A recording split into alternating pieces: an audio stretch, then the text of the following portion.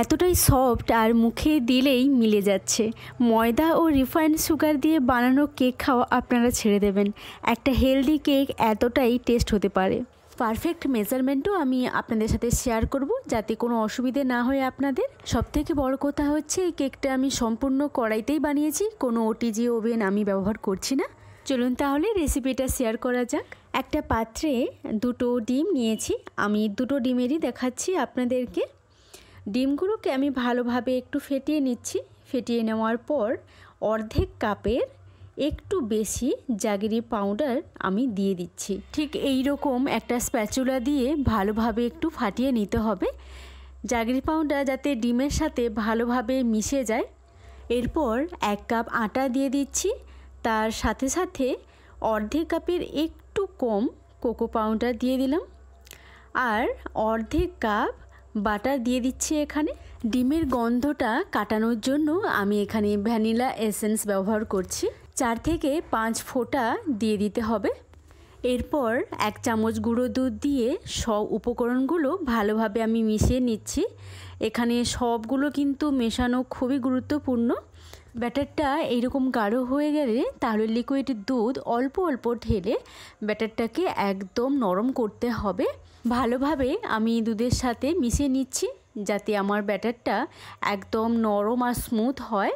ঠিক এই রকম সব শেষে চকো চিপস আমি ছড়িয়ে দিচ্ছি। আপনারা এটা দিতে পারেন, নাও দিতে পারেন। বেকিং পাউডার ও বেকিং সোডা দুটোই খুবই গুরুত্বপূর্ণ। বেকিং পাউডার দিচ্ছি অর্ধেক চামচ, আর বেকিং সোডা দিচ্ছি অর্ধেক চামচের একটু কম। আবারও সব উপকরণগুলো ভালোভাবে আমি মিশিয়ে নিচ্ছি। বেক করার জন্যে আমি এখানে সিলভারের এই রকম একটা পাত্র নিয়েছি। এর মাপেই এই রকম একটা কাগজকে আমি কেটে নিয়েছি। আপনাদের কাছে যদি বাটার পেপার না থাকে, আমি এই রকমই একটা নর্মাল কাগজেই আপনাদেরকে বানিয়ে দেখাবো, বাটার পেপারের মতো। ঠিক এই রকম আমি বাটার লাগিয়ে দিচ্ছি নর্মাল কাগজেরই ওপরে 2 দিককে। দেখবেন যখন কেকটা বানানো হবে একদম লেগে যাচ্ছে না, স্মুথভাবে উঠে যাচ্ছে। এবার আমি আস্তে আস্তে ঢেলে দিচ্ছি বেক হওয়ার জন্যে।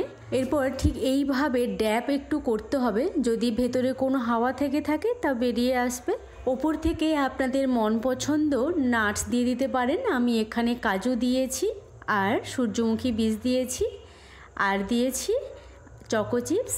বেক করার আগে আমি প্রিহিট করে নিচ্ছি কড়াইতে এইরকম লবণ দিয়ে। লবণের কালারটা এইরকম কারণ আমি প্রায় এই একই লবণই বারবার বেক করার জন্য ব্যবহার করি, তাই লবণের কালারটা ঠিক এই রকম হয়ে গেছে। একটা র্যাক বসিয়ে ঢাকনা আমি দিয়ে দিচ্ছি।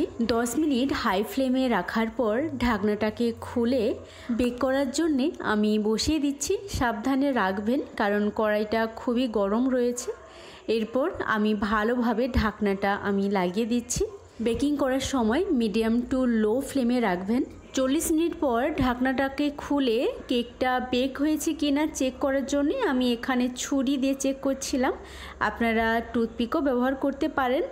দেখলাম 2 দিকেই কোনো লাগছে না, তার মানে আমার কেকটা একদম রেডি।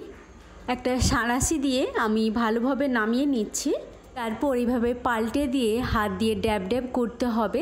দেখবেন স্মুথভাবে একদম নেমে গেছে, কোথাও কিছু লাগছে না। আর এই কাগজটাও দেখতে পাচ্ছেন আপনারা, খুব ভালোভাবে উঠে যাচ্ছে। আশা করি আপনাদের কোনো বুঝতে অসুবিধে হয়নি। আর যদি অসুবিধে থেকেই থাকে তাহলে অবশ্যই আমাকে জানাতে ভুলবেন না। আপনারা ভালো থাকবেন, সুস্থ থাকবেন। ফিরছি একটা নতুন রেসিপি নিয়ে। নমস্কার।